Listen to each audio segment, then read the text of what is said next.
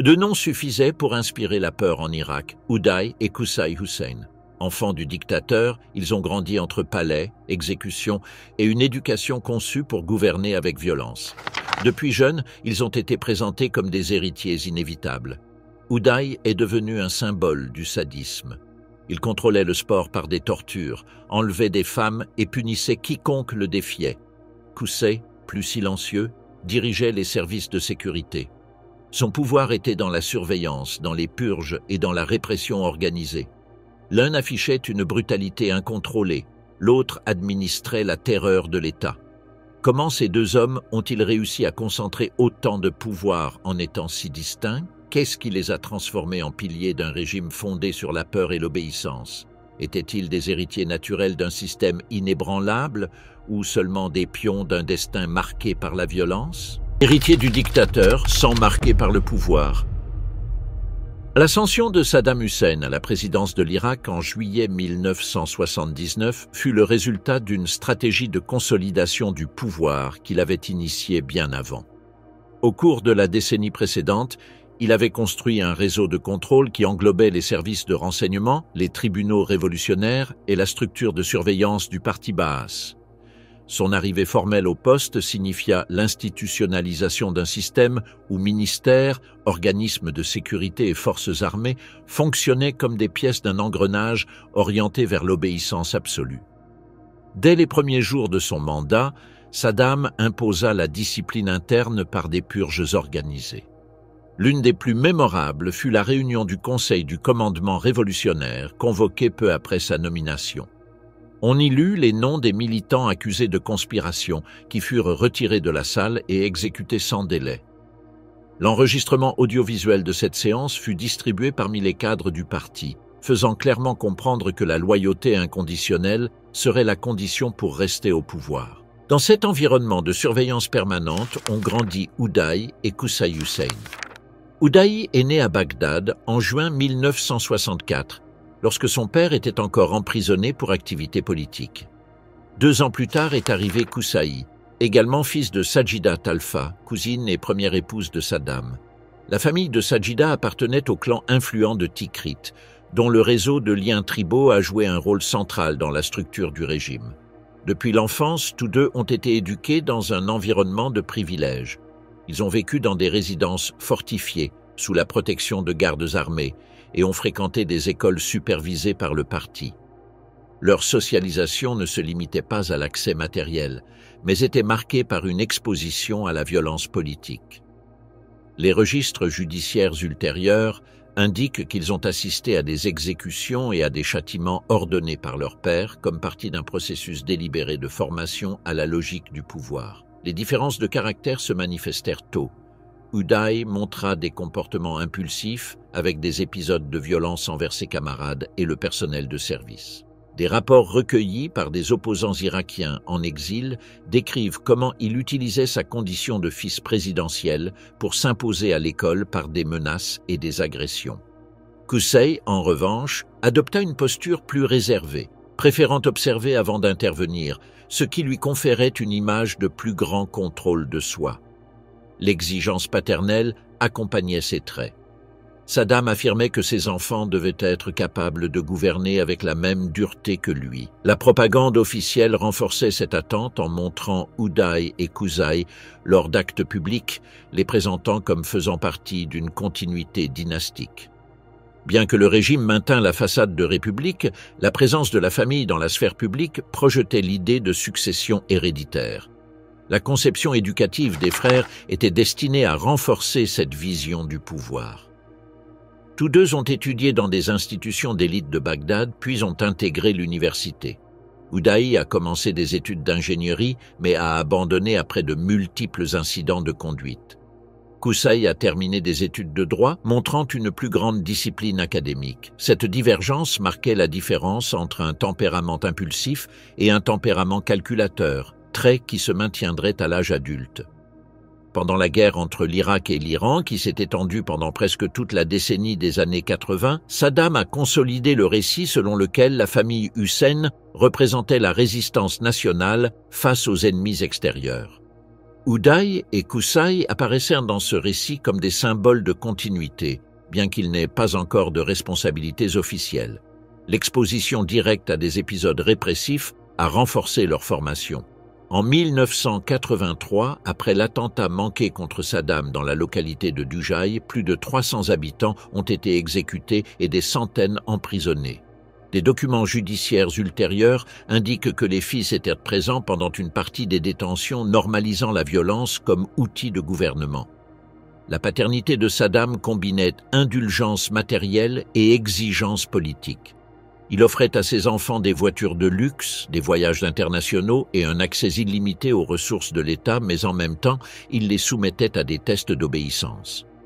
Des fonctionnaires proches ont noté qu'il évaluait constamment leur sang-froid, s'assurant qu'ils étaient capables de supporter des pressions similaires à celles de tout membre de son cercle de pouvoir. Dans la jeunesse, les différences se sont accentuées. Uday a adopté un style de vie ostentatoire, avec des fêtes fréquentes, consommation d'alcool et démonstration de richesse. Il maintenait une collection de véhicules sportifs et résidences dans des quartiers exclusifs de Bagdad, entouré de collaborateurs dont la loyauté se basait sur des avantages matériels. Qusay, en revanche, s'est rapproché des organismes de sécurité, cultivant des liens avec des officiers militaires et des dirigeants du parti.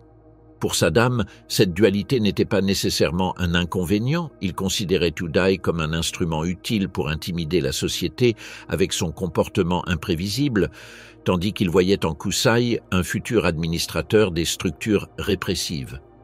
L'expérience de la guerre contre l'Iran avait démontré que la fragmentation des responsabilités était essentielle pour assurer la loyauté, et dans ce schéma, ses fils jouaient des rôles complémentaires. Le soulèvement de 1991, survenu après la guerre du Golfe, a marqué un changement dans la projection publique des frères.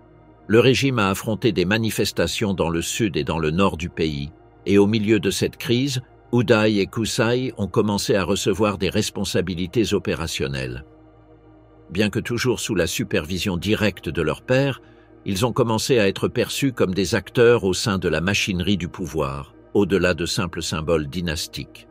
L'État policier irakien est devenu un espace où la famille fonctionnait comme une partie intégrante de l'appareil. La violence et la discipline ne structuraient pas seulement la vie politique, mais aussi la dynamique domestique. Saddam concevait ses enfants comme des héritiers biologiques et en même temps comme des pièces fonctionnelles du système de contrôle. La relation entre les deux était marquée par la rivalité. Uday cherchait à s'imposer par des démonstrations de force et de luxe, tandis que Qusay consolidait son influence par la discrétion et la proximité avec les organes de sécurité. Cette différence de style définissait les rôles que chacun adopterait dans les années suivantes, lorsqu'ils devenaient des figures centrales du régime, avec des responsabilités directes dans la préservation du système instauré par leur père. Prince du sadisme, le sport transformé en tourment. L'ascension d'Uday Hussein dans la vie publique irakienne a commencé dans la seconde moitié des années 80, lorsque son père l'a placé à la tête d'institutions qui combinaient sport, propagande et contrôle social. À un peu plus de 20 ans, il a été nommé chef du Comité national olympique d'Irak et peu après, il a pris la direction de l'association de football. Ces postes lui ont accordé un pouvoir considérable dans un pays où le sport, et en particulier le football, constituait une source de fierté collective. La fonction de ces institutions a cessé d'être liée au développement athlétique et est devenue un mécanisme de surveillance et de discipline politique.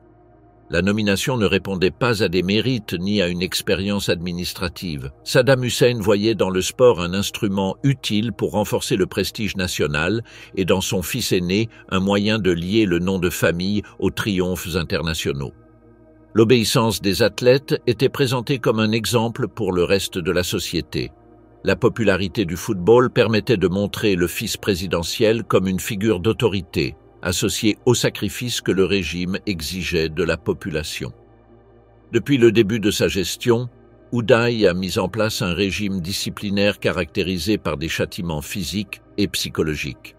Parmi ceux-ci, le plus courant était la falaka, consistant à fouetter la plante des pieds avec des bâtons ou des câbles électriques.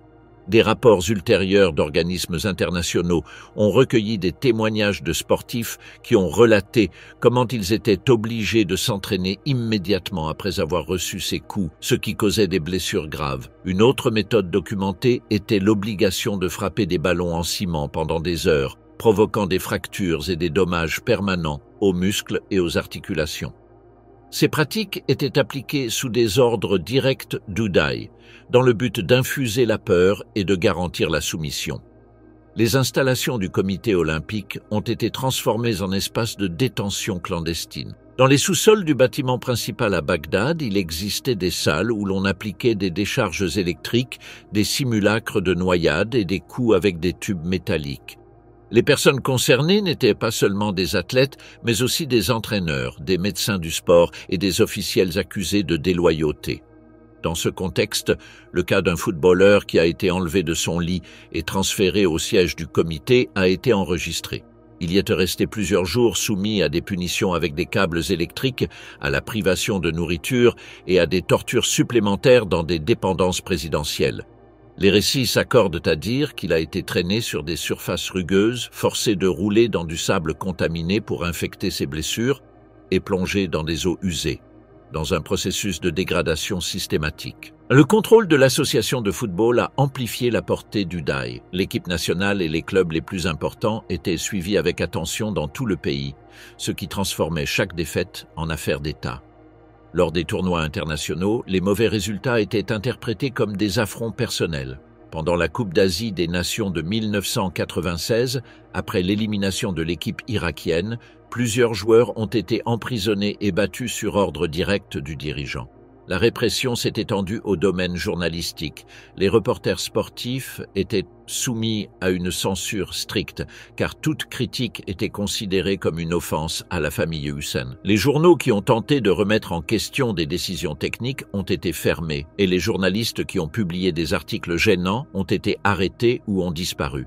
Certains ont réapparu des semaines plus tard avec des signes évidents de torture. D'autres ne sont jamais revenus. Le journalisme sportif est devenu un espace où il n'était possible que de louer le régime. Les entraîneurs étaient également sous pression. Les techniciens étrangers qui ont travaillé en Irak pendant les années 80 et 90 ont ensuite raconté qu'ils recevaient des instructions détaillées sur les alignements et les tactiques, sous la menace de représailles si les résultats n'étaient pas ceux attendus. Les techniciens locaux faisaient face à un risque encore plus grand. Les sanctions pouvaient inclure des coups, la détention ou la perte de leur poste. Le contrôle du sport est ainsi devenu une extension de l'appareil répressif, avec Uday comme figure centrale. Le comportement violent d'Uday dépassait le domaine sportif et se manifestait dans d'autres contextes. En 1988, lors d'une réception officielle en l'honneur de l'épouse du président égyptien Hosni Moubarak, il a battu à mort Kamel Hanna Gegeo, majordome personnel de Saddam, qu'il accusait de faciliter à son père une relation extra-conjugale. Le meurtre, commis publiquement avec une arme blanche, a provoqué un incident diplomatique qui a obligé Saddam à le retirer temporairement de la scène publique. Comme mesure disciplinaire, Uday a été envoyé en Suisse avec un poste à l'ambassade irakienne, mais son séjour a été bref en raison de nouveaux épisodes de violence. Malgré cet antécédent, Uday est retourné à Bagdad et a retrouvé de l'influence. La violence, au lieu de limiter sa carrière, est devenue une caractéristique distinctive de son exercice du pouvoir. Il a accumulé des voitures de luxe, des propriétés et des armes, tout en élargissant son réseau de contrôle autour de l'importation de matériel sportif et de l'organisation de compétitions. Les entrepreneurs, entraîneurs, joueurs et journalistes dépendaient de son approbation. Le sport est devenu un théâtre d'autorité personnaliste, exercé sans rendre de compte. À la fin des années 80 et au début des années 90, son nom était devenu synonyme de peur dans le domaine sportif irakien. Bien que le régime interdise les critiques internes, les témoignages d'exilés qui ont réussi à s'échapper ont commencé à se répandre dans les médias arabes et occidentaux, révélant des détails sur la répression au sein du comité olympique et de l'association de football. Ces rapports ont contribué à consolider l'image d'Uday comme un dirigeant imprévisible et brutal. Le contraste avec son frère Qusay devenait de plus en plus évident.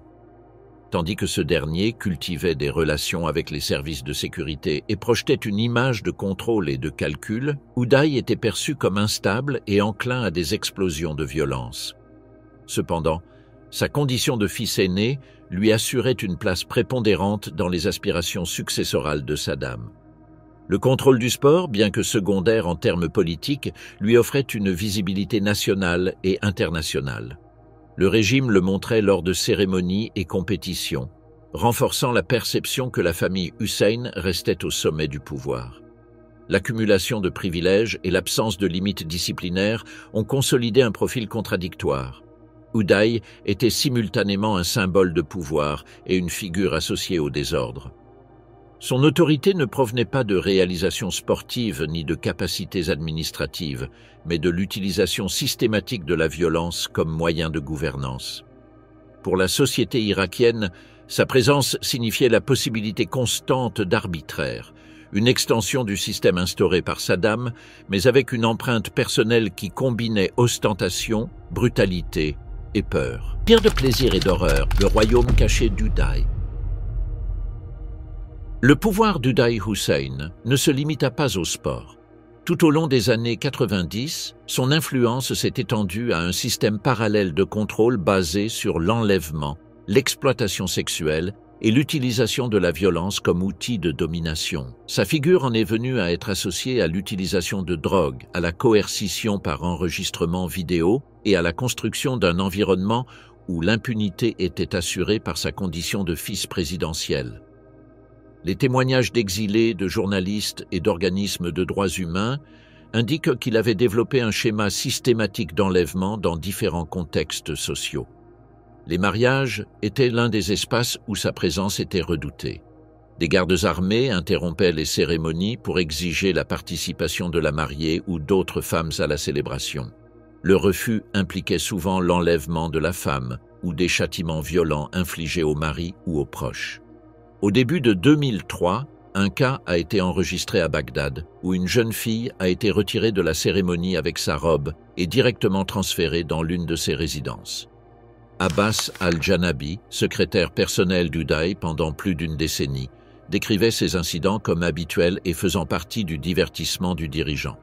Les universités constituaient un autre cadre de recrutement forcé. Des émissaires d'Uday parcouraient les campus de Bagdad pour identifier les jeunes femmes.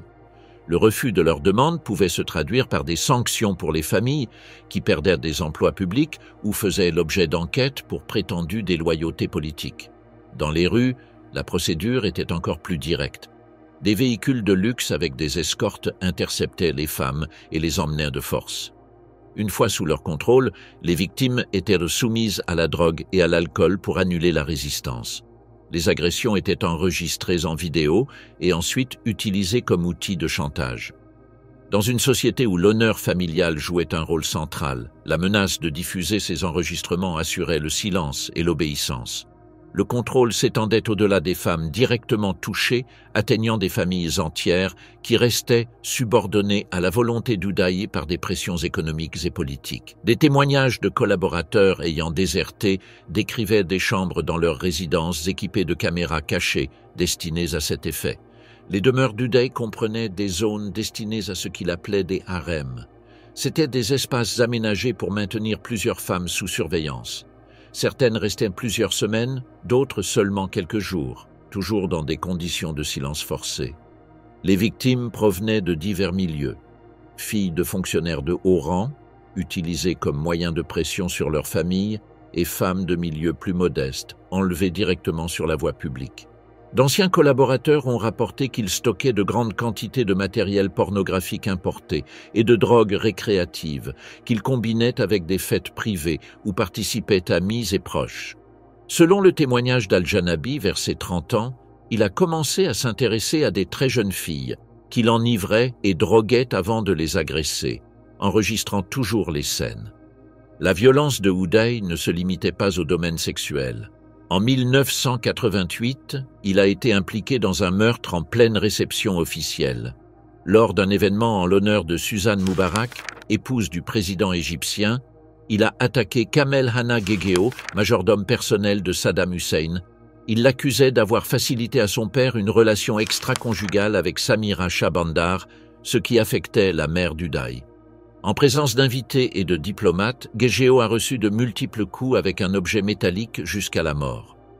L'incident a provoqué un conflit diplomatique qui a obligé Saddam à intervenir. Son fils a été brièvement détenu et envoyé en Suisse, où il a occupé un poste à l'ambassade irakienne à Genève. Le séjour a été court. De nouveaux épisodes de violence ont précipité son retour à Bagdad. En décembre 1996, Uday a subi un attentat dans la capitale irakienne alors qu'il conduisait une de ses voitures de sport. Il a été embusqué par un groupe armé qui a ouvert le feu sur lui, le touchant à plusieurs reprises. Transporté à l'hôpital Ibn Sina, il a subi des interventions chirurgicales étendues, mais des projectiles sont restés incrustés dans sa colonne qu'on n'a pas pu retirer. Il a survécu, bien que souffrant d'une claudication permanente et de limitations de mobilité. L'attaque a été attribuée par certains à des groupes d'opposition chiites et par d'autres à des rivalités internes de l'appareil de sécurité. Au-delà de son origine, l'épisode a réduit sa capacité à projeter l'image d'énergie et de domination qui le caractérisait. Pendant la récupération, il a fait appel à des médecins étrangers et à des traitements alternatifs. Parmi eux, se distingue la visite de l'hypnotiseur américain Larry Garrett, qui a travaillé avec lui à Bagdad en 2001 pour soulager la douleur chronique et les problèmes de mobilité. Garrett a relaté par la suite les séances dans des livres publiés en Occident, décrivant Uday comme un homme fier et courtois dans son comportement, bien qu'il subisse des épisodes de violence hors de son contrôle professionnel. Jusqu'au milieu des années 90, Uday était considéré comme l'héritier naturel de Saddam Hussein en raison de son statut de fils aîné et de sa grande exposition médiatique. Cependant, après l'attentat de 1996, sa position a commencé à s'affaiblir. L'incapacité physique, ajoutée à la perception d'instabilité et d'excès, a conduit Saddam à favoriser progressivement Qusay comme la figure la plus apte à la succession. La perte de protagonisme n'a pas signifié la disparition de son pouvoir. Il a maintenu le contrôle du comité olympique, a élargi son influence dans les médias et les affaires, et en 1995 a créé les Fedayin Saddam, une milice paramilitaire qui fonctionnait comme une force personnelle. Ses membres portaient des uniformes noirs inspirés par des symboles de la culture populaire et exécutaient des opérations qui combinaient violence répressive et démonstrations propagandistes. Sous son commandement, ses forces ont réalisé des exécutions publiques et des campagnes d'intimidation contre les opposants. Les méthodes de répression associées à Uday incluaient des tortures avec des torches de soudeuse appliquées contre les visages des prisonniers, des enfermements prolongés dans des cercueils comme forme de punition psychologique et des exécutions exemplaires. Après la Première Guerre du Golfe, il a visité des centres de détention où il a supervisé personnellement les punitions des prisonniers chiites, allant jusqu'à utiliser une perceuse électrique comme instrument d'exécution. Les dernières années de sa vie ont été marquées par une augmentation de la consommation de drogues et d'alcool, accompagnée d'un usage plus fréquent de ses harems privés. La documentation rassemblée après la chute du régime a montré que, entre la fin des années 90 et l'invasion de 2003, sa violence s'était intensifiée. À l'échelle interne, il était devenu un obstacle à la stabilité du régime, mais la structure familiale et l'absence de contrepoids politique ont permis qu'il continue d'agir sans restriction. L'architecte invisible, l'ombre qui a soutenu le régime. L'ascension de Qusay Hussein au sein de la structure du régime a été progressive et méticuleuse, en contraste avec l'exposition publique et erratique de son frère aîné. Depuis la fin des années 80, il a commencé à recevoir des postes liés à la sécurité intérieure, notamment dans les organismes dont la mission était de garantir la protection du président et de démanteler toute tentative d'opposition. Alors que Uday se rendait visible sur les scènes sportives et dans des épisodes de violence imprévisibles, Qusay construisait un pouvoir plus silencieux mais décisif pour la survie du système. En 1988, il a été nommé directeur de l'Alam al-Khas, la sécurité spéciale, l'un des bras les plus sensibles de l'appareil de renseignement irakien. Cette institution avait pour fonction principale de protéger le président, de superviser la loyauté de la garde républicaine et d'assurer le contrôle interne du cercle dirigeant. Sous la direction de Qusay, la sécurité spéciale a acquis une autonomie budgétaire et opérationnelle. La sélection de ses membres se faisait selon des critères de confiance personnelle et d'appartenance tribale, renforçant la primauté du clan Tikriti dans les structures du pouvoir. Le poste lui a donné un accès direct aux informations les plus sensibles de l'État. Il recevait des rapports quotidiens sur les ministres, les officiers et les dirigeants du parti Baas, ce qui l'a rendu central dans le système de surveillance. Depuis cette position, il a cultivé une image d'administrateur efficace, en opposition à la notoriété scandaleuse de son frère. La gestion discrète, basée sur le contrôle et la supervision, a renforcé son influence sans besoin de projection publique. Avec le temps, il a étendu son contrôle vers le Mukhabarat, le service de renseignement qui dépendait formellement du Bureau de la Sécurité nationale, mais qui en pratique répondait à sa supervision dans les opérations les plus délicates. Le Mukhabarat était chargé de la répression contre les opposants, tant à l'intérieur qu'à l'extérieur de l'Irak. Sous son orbite, des opérations d'espionnage, de surveillance et des assassinats sélectifs à l'étranger ont été organisées. Des actions ont été documentées en Jordanie, au Liban et dans plusieurs pays européens, dirigées contre des exilés qui tentaient d'organiser des mouvements de résistance. La coordination entre Al-Amn al-Qas et le Mukhabarat a consolidé un réseau répressif qui plaçait Qusay au centre de la prise de décision en matière de sécurité.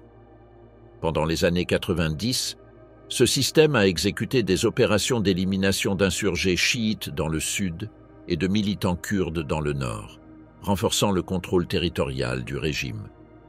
La guerre du Golfe de 1991 a marqué un point de bascule. Après le retrait du Koweït, des insurrections chiites ont éclaté dans le sud et des soulèvements kurdes dans le nord. Pendant ces semaines, de vastes zones ont temporairement échappé au contrôle central. Qusay a personnellement dirigé la répression, utilisant des unités de la garde républicaine et de la sécurité spéciale. Les opérations comprenaient des bombardements aériens, l'utilisation d'artillerie lourde et des exécutions sommaires. Dans des villes comme Kerbala et Nadjaf, les rapports internationaux ont décrit la destruction de quartiers résidentiels, des attaques contre des sanctuaires et des exécutions de prisonniers. Dans le nord, les opérations contre les Kurdes ont provoqué un exode massif vers la frontière avec la Turquie. Des villages entiers ont été démolis et les déplacements forcés se sont combinés avec des attaques aériennes. La répression a laissé une empreinte de destruction qui a consolidé l'image de Qusay comme responsable direct de l'application des mesures les plus sévères du régime. Après les soulèvements, il a mis en place une stratégie supplémentaire contre les communautés chiites du sud.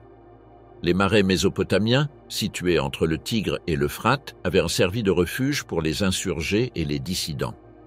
Sous les directives de Qusay, le régime a entrepris un projet de drainage à grande échelle. Des digues et des canaux ont été construits pour détourner le cours des rivières, réduisant drastiquement la surface inondée. L'objectif était de priver les opposants d'un sanctuaire naturel et de désarticuler les communautés des Arabes des marais. L'impact a été dévastateur.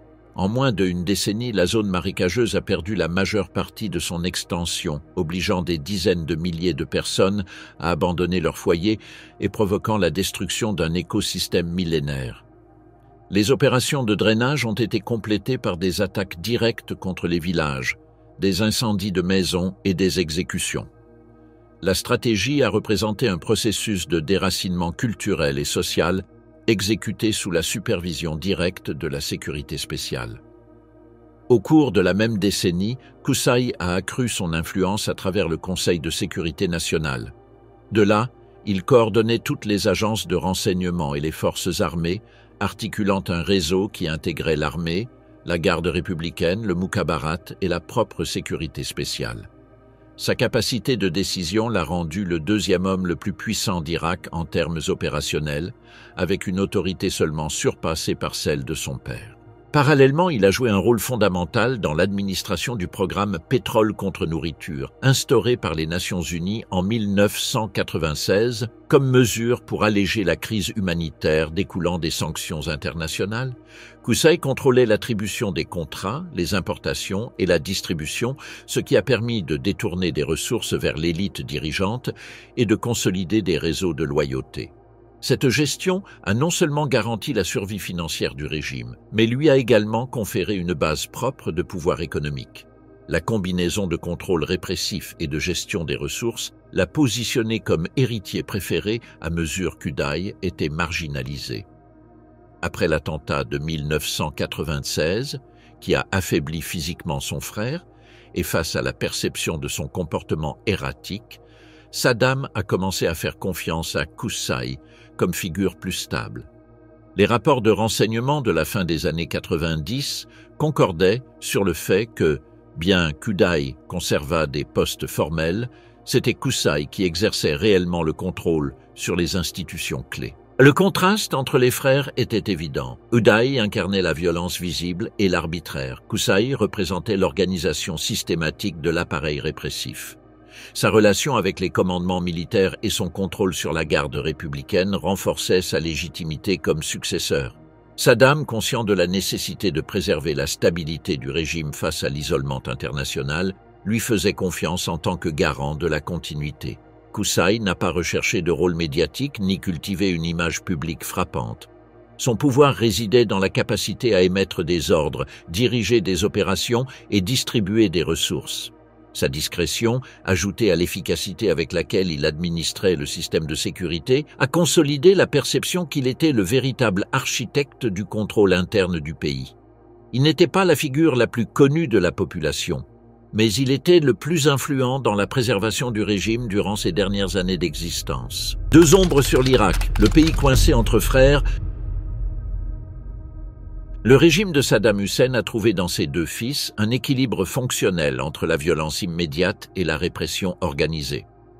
Uday représentait la brutalité ouverte, tandis que Qusay consolidait un système de contrôle structuré à travers les organismes de sécurité. Cette dualité a défini la vie en Irak pendant la décennie des années 90 et les premières années du nouveau siècle, lorsque l'arbitraire personnel et la surveillance institutionnelle se combinaient en un seul appareil de domination. Uday était l'incarnation du pouvoir visible et démesuré. Sa présence dans la vie publique était associée à des épisodes de violence dans les espaces quotidiens, enlèvements, punitions dans le domaine sportif, meurtres impulsifs et démonstrations de richesse. L'imprévisibilité de son comportement maintenait la société en alerte permanente. Le message était clair. Toute rencontre fortuite avec le fils du président pouvait avoir des conséquences fatales sans possibilité de recours légal. Qusay agissait depuis les structures de l'État. À la tête de la sécurité spéciale, le Mukhabarat et la garde républicaine, il garantissait un contrôle constant de la population. Son pouvoir ne dépendait pas de gestes visibles, mais de réseaux permanents de surveillance, d'arrestation et de punition. La menace était double. D'un côté, la violence arbitraire d'Uday. De l'autre, la machine répressive organisée sous la supervision de Qusay. Loin de rivaliser durant cette période, les frères se complétaient, l'un semant la peur avec des actions spectaculaires et l'autre s'assurant qu'aucune opposition ne puisse s'articuler. En 1995, Uday a fondé les Fedayeen Saddam, une milice paramilitaire conçue comme force personnelle et comme instrument d'intimidation sociale. Recrutés parmi des jeunes loyaux et des membres de tribus liées au clan présidentiel, les Fedayins opéraient en dehors de la chaîne militaire formelle. Leur entraînement incluait des châtiments physiques extrêmes et l'exigence d'une obéissance totale à la famille Hussein. Les uniformes noirs et les démonstrations publiques de violence faisaient partie de leur identité et fonctionnaient comme un mécanisme de propagande. Ces unités patrouillaient dans les rues, effectuaient des descentes et punissaient les citoyens accusés de désobéissance. Parmi leurs pratiques figuraient des décapitations en public, des tortures filmées et des punitions collectives contre des familles entières. Les Fedayins utilisaient aussi des méthodes de châtiment visibles, comme marquer au fer rouge le front des déserteurs de l'armée, amputer les oreilles des commerçants accusés de spéculation ou flageller les jeunes surpris en violation de couvre-feu. Les actes étaient exécutés sur les places et dans les marchés pour garantir les faits exemplaires. Pendant ce temps, Kusai gérait la garde républicaine et la garde républicaine spéciale, les unités les mieux équipées et les plus loyales du régime. Ces forces fonctionnaient comme une armée parallèle, avec des privilèges salariaux et un accès à un armement moderne. Leur fidélité était assurée par un système de promotion et de nomination contrôlé directement par Kusai, qui sélectionnait les officiers en fonction de leur loyauté personnelle et de leurs liens tribaux. La structure était conçue pour répondre uniquement au président et à son fils. Le rôle de ces forces a été décisif dans la répression des insurrections de 1991, après la guerre du Golfe. La garde républicaine a participé à la reprise des villes rebelles au sud et au nord par des bombardements, des exécutions massives et la destruction délibérée de quartiers entiers. Au sud, des communautés chiites ont été déportées vers des camps d'internement au centre du pays.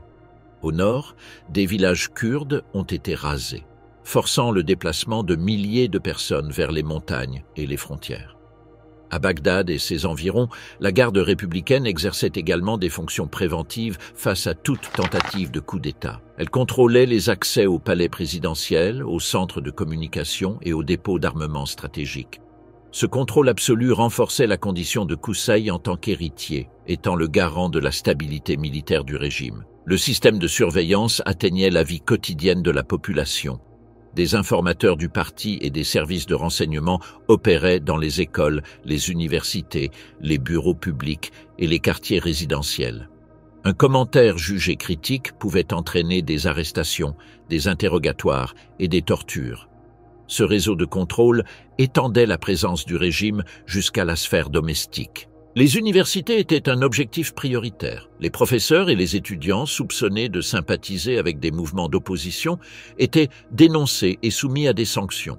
Les lieux de culte étaient également soumis à une surveillance, en particulier dans les régions chiites, où des sermons critiques pouvaient conduire à la fermeture de mosquées et à la disparition de chefs religieux.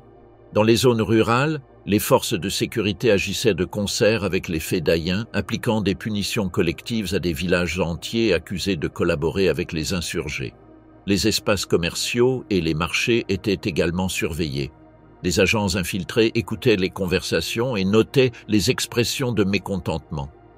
Les commerçants accusés de critiquer le régime faisaient face à des sanctions économiques ou à la perte de leurs affaires. Les écoles primaires enseignaient des slogans de loyauté au parti et les enfants étaient encouragés à rapporter ce qu'ils entendaient chez eux. La méfiance pénétrait dans les relations familiales et communautaires. Les hôpitaux, sous la supervision des services de sécurité, étaient également intégrés au système de contrôle. Les médecins étaient obligés de signaler les blessures pouvant être liées à des activités d'opposition. Les patients avec des blessures par balle ou des fractures suspectes étaient interrogés avant de recevoir des soins. Le personnel médical qui refusait de collaborer faisait face à des détentions ou à la suspension des licences professionnelles. La vie en Irak était marquée par cette dualité répressive. Uday représentait le pouvoir arbitraire capable d'entrer dans n'importe quel domaine social, tandis que Kusai garantissait la continuité du système à travers des organismes militaires et des institutions de renseignement. Pour les citoyens ordinaires, le danger pouvait venir soit d'une rencontre fortuite avec le fils aîné, soit de la surveillance structurée du cadet. La population a développé des stratégies de survie qui incluaient éviter les rassemblements publics, restreindre les conversations téléphoniques et enseigner aux enfants des règles de silence. Les commerçants affichaient des portraits du président dans leurs magasins et pratiquaient des expressions automatiques de loyauté. Les femmes modifiaient leur routine quotidienne pour réduire la possibilité de rencontres avec Uday ou ses subordonnés. Les familles vivaient dans la certitude que toute action pouvait attirer l'attention de l'un des deux pôles de pouvoir.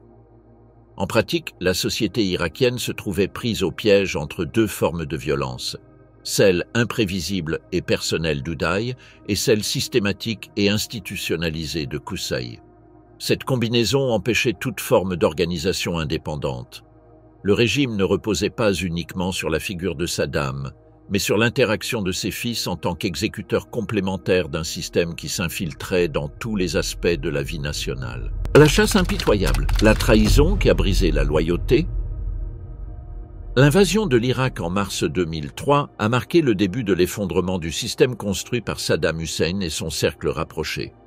Le 20 mars a commencé l'opération militaire dirigée par les États-Unis, avec une campagne aérienne dénommée « Ébranlement et stupeur ».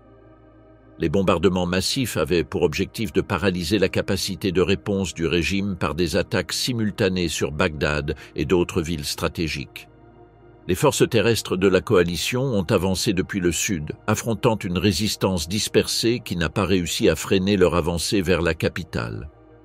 Le 9 avril, Bagdad est tombé. Les images de la statue de Saddam Hussein renversée sur la place Firdos se sont répandues dans le monde entier comme symbole de la fin d'une époque. Cependant, ni le président ni ses fils n'ont été capturés lors de l'offensive initiale. L'appareil d'État s'est effondré en quelques jours, les unités militaires régulières ont disparu et la garde républicaine, sous le commandement de Qusay, a été incapable de maintenir la défense de la capitale. Face au vide de pouvoir, les États-Unis ont élaboré un système de recherche qui combinait identification opérationnelle avec pression psychologique, un jeu de 55 cartes représentant les dirigeants les plus recherchés. Saddam figurait en tant qu'as de pique, Uday en tant qu'as de cœur et Qusay en tant qu'as de trèfle. Le jeu de cartes, distribué parmi les troupes, servait à la fois à faciliter l'identification des fugitifs et a montré que la capture de la famille Hussein était prioritaire. L'incitation économique est aussi devenue un outil. 15 millions de dollars ont été offerts pour des informations conduisant à la capture de chacun des fils de Saddam. Le montant visait à briser la loyauté tribale et familiale qui avait protégé le clan pendant des décennies. Dans un pays appauvri par les sanctions, la somme équivalait à plus que ce qu'une famille pouvait imaginer accumuler en générations, créant une forte incitation à la collaboration. Après la chute de Bagdad, Uday et Qusay ont tenté de se réorganiser. Des rapports de renseignement indiquent qu'en avril, ils se sont déplacés vers le nord, en s'appuyant sur les réseaux tribaux construits au fil des années. Dans les 72 premières heures de bombardement, ils avaient changé de localisation plus de 10 fois, en utilisant des schémas conçus lors d'exercices secrets pratiqués antérieurement. L'un des principaux plans consistait à s'échapper vers la Syrie. Un convoi dans lequel ils voyageaient a tenté de franchir la frontière à Al-Qaïm, mais il a été contraint de revenir. Damas, sous pression internationale, a refusé l'entrée. Le 15 avril, par des canaux diplomatiques, la Syrie a notifié que fournir l'asile aux Hussein serait interprété comme un acte de guerre. Le refus a frustré la route d'évasion la plus viable. Face à l'impossibilité de quitter le pays, ils ont eu recours au réseau de maisons sûres que la famille avait préparé à l'avance. Ces résidences étaient situées dans des zones rurales et urbaines, protégées par des clans loyaux. Elles disposaient de provisions pour plusieurs mois, d'armes, de systèmes de communication et de véhicules modifiés. Leur construction avait impliqué un investissement de plusieurs millions et le travail de milliers de personnes, éliminées par la suite pour garder le secret. Pendant des semaines, les frères ont circulé entre différents refuges, restant peu de temps dans chacun. Ils utilisaient des convois de véhicules identiques avec des doubles corporels pour tromper la surveillance aérienne. Certaines voitures, comme les berlines civiles utilisées à Bagdad et Mossoul, étaient équipées de blindage artisanal et de matériel de communication crypté, dissimulé sous une apparence commune. Les services de renseignement américains ont intensifié le suivi. Des informateurs locaux, la surveillance satellitaire des consommations électriques, l'interception des communications et l'analyse des mouvements financiers ont été utilisés. Cependant, Qusay avait anticipé ces techniques et interdit l'utilisation d'appareils électroniques en se fiant à des messagers à pied. La prudence a compliqué le travail des équipes de recherche. En mai 2003, des centaines de rapports ont été enregistrés affirmant des observations des fugitifs dans différentes villes, de Bassora au Kurdistan. Chaque piste nécessitait une vérification par des opérations clandestines, une reconnaissance photographique et une analyse de renseignements, ce qui consommait des ressources importantes et retardait les résultats. Finalement, la persécution s'est concentrée sur Mossoul. La ville, l'un des principaux centres du Nord, abritait des communautés arabes sunnites avec des liens tribaux liés au régime. Pendant la décennie des années 90, Qusay avait investi des ressources pour consolider Mossoul comme bastion sûr, dirigeant des contrats vers des entrepreneurs locaux et établissant des liens matrimoniaux stratégiques entre des familles de Tikrites et des clans de la région. À Mossoul, les frères se sont réfugiés dans une résidence de Nawaf al-Zaidan, membre d'une famille influente et collaborateur du régime depuis la fin des années 90. Al-Zaidan avait prouvé sa capacité à commercer des biens interdits pendant les sanctions grâce à des connexions familiales transfrontalières. Sa réputation de discrétion le rendait un hôte de confiance pour la famille Hussein. La villa possédait des caractéristiques de sécurité spécifiques: murs renforcés, fenêtres résistantes aux impacts et un tunnel d'évacuation connecté au système de drainage municipal. La conception permettait de résister aux assauts conventionnels et offrait des voies d'évacuation alternatives. Ces précautions reflétaient le niveau de planification avec lequel la famille avait conçu ces refuges. Cependant, la loyauté tribale a été érodée par la pression militaire et les récompenses. Nawaf al-Zaidan, conscient de la valeur des informations qu'il possédait et des risques de protéger les Hussein, a établi un contact avec les forces américaines. Sa décision répondait à une combinaison d'incitations: la possibilité de recevoir 30 millions de dollars et l'attente d'obtenir une protection contre de futures représailles. Le 19 juillet, le premier contact a eu lieu par l'intermédiaire de Jalil al-Masri, commerçant textile ayant des liens avec les troupes américaines. Au cours d'une conversation apparemment routinière, il a mentionné qu'une connaissance hébergeait des personnes de grande valeur. Les références à deux frères et la description de leurs caractéristiques ont suscité un intérêt immédiat. Le lendemain, un officier de renseignement a rencontré al-Masri dans un café du centre de Mossoul. Là, il a reçu des détails spécifiques qui confirmaient la véracité de l'information: cicatrices sur le corps d'Uday, routine de médication, la présence d'un adolescent et des descriptions précises de l'habitation utilisée comme refuge. Ces preuves étaient impossibles à inventer sans un accès direct aux fugitifs. La crédibilité établie a donné le coup d'envoi aux négociations. Al-Zaidan a exigé le paiement intégral de la récompense, l'évacuation de sa famille et des garanties de sécurité sous une nouvelle identité.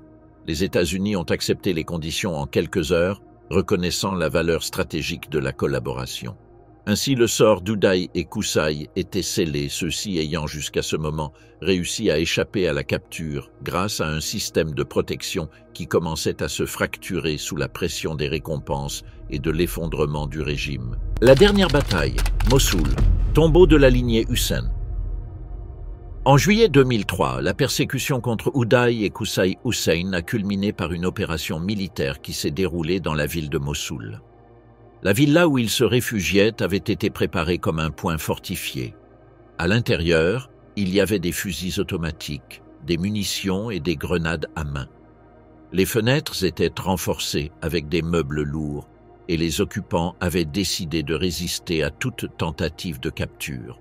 En plus des deux fils de Saddam Hussein se trouvait Mustafa, fils adolescent de Qusay, et Abid Hamid Mahmoud, garde du corps vétéran de la garde républicaine.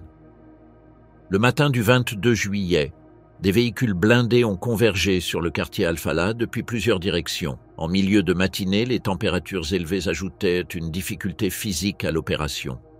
L'unité Task Force 20 a complété le siège en moins d'une heure. Les véhicules de combat Bradley ont bloqué toutes les routes d'évasion, des tireurs d'élite se sont positionnés sur des toits voisins et des hélicoptères de reconnaissance transmettaient des images en temps réel au centre de commandement. La première tentative de négociation a été menée par haut-parleur. Un traducteur irako-américain a communiqué aux occupants qu'ils étaient entourés et qu'ils devaient se rendre. La réponse fut immédiate. Un tir depuis une fenêtre a impacté le blindage d'un Bradley. Le geste a confirmé la décision de résister. Le commandant de l'opération, le colonel Joe Anderson, a autorisé le début de l'affrontement. La première phase se caractérisait par des tirs croisés entre les fusils automatiques des défenseurs et les mitrailleuses montées des forces américaines. Les occupants utilisaient des meubles comme barricades et tiraient depuis des positions calculées. Mustafa, Âgé de seulement 14 ans, maniait un fusil automatique avec une discipline remarquable, contrôlant un flanc du bâtiment. Son entraînement préalable lui permettait d'exécuter des tirs précis qui obligeaient les attaquants à prendre des précautions extrêmes. Quelques minutes plus tard, une grenade lancée depuis le 2e étage a explosé près d'une équipe qui tentait de s'approcher de l'entrée principale. 2 soldats ont été blessés et ont été évacués sous le feu. La résistance a obligé les forces américaines à élever le niveau de force utilisé. Vers midi, des missiles TOW ont été lancés contre la structure. Le premier a ouvert une brèche dans le mur et a provoqué l'effondrement partiel d'une partie du toit. Cependant, les occupants avaient prévu ce type de scénario et se sont déplacés vers des zones moins endommagées, maintenant leur capacité de réponse. L'arrivée d'hélicoptères Apache a ajouté une puissance de feu supplémentaire. Un missile Hellfire a frappé le centre du 2e étage, causant des dommages structurels graves et générant des incendies internes. Malgré la destruction, après quelques minutes de silence, des tirs ont repris depuis des positions encore opérationnelles. Les enregistrements audio recueillis pendant la pause ont montré Qusay coordonnant la défense, ordonnant de redistribuer les munitions et de maintenir les positions jusqu'à la fin.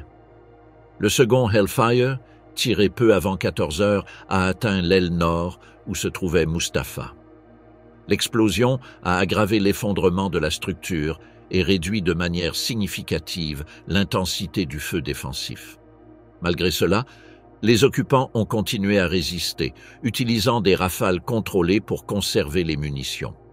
Entre 14h et 16h30 de l'après-midi, les forces américaines ont mis en œuvre une tactique de saturation de feu avec des mitrailleuses, des fusils automatiques et des lance-grenades. La pression constante visait à épuiser complètement les ressources des défenseurs. Les rafales brèves et précises qu'ils recevaient indiquaient que, malgré l'usure, la coordination sous le commandement de Qusay se maintenait. Une tentative d'assaut terrestre a été repoussée avec des grenades et des tirs précis. Les pertes ont obligé à reporter une entrée immédiate. L'affrontement s'est prolongé plusieurs heures de plus, jusqu'à ce que vers 16h20 de l'après-midi, un dernier missile T-Obier soit tiré contre la zone où des mouvements étaient encore détectés. L'impact a provoqué l'effondrement interne de la structure, bloquant les accès et enterrant les positions défensives. À 16h50 de l'après-midi, après des minutes de silence absolu, des équipes d'assaut sont entrées dans la villa. L'air à l'intérieur était chargé de fumée et de poussière, ce qui réduisait la visibilité à quelques mètres. Utilisant des cordes, les soldats ont descendu à travers des brèches créées par les missiles. Les corps ont été trouvés dans ce qui avait été une chambre à coucher. Uday gisait avec son arme encore dans les mains, avec de multiples impacts de balles. Qusay était derrière une barricade improvisée, entourée de douilles vides témoignant d'une résistance prolongée. Mustapha a été trouvé aux côtés de son père, avec des blessures de shrapnel qui confirmaient sa participation active jusqu'aux derniers instants. Abid, le garde du corps, est mort dans un couloir en essayant de se repositionner. Les autopsies ont confirmé les identités. Les corps ont été photographiés et les images diffusées pour démontrer publiquement la mort des frères. En raison des dommages faciaux, certains traits ont été reconstruits avant la prise des photos. Par la suite, les restes ont été enterrés à Tikrit dans un processus discret, sans rituel formel et sans marqueur visible. L'emplacement exact a été maintenu sous contrôle militaire, évitant que les enterrements ne deviennent des lieux de rassemblement.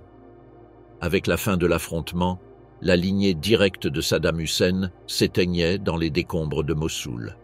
L'opération confirmait la décision des frères de combattre jusqu'au dernier moment plutôt que de se rendre, marquant le dénouement d'une poursuite qui avait duré des mois et qui symbolisait l'effondrement définitif du noyau le plus intime du régime.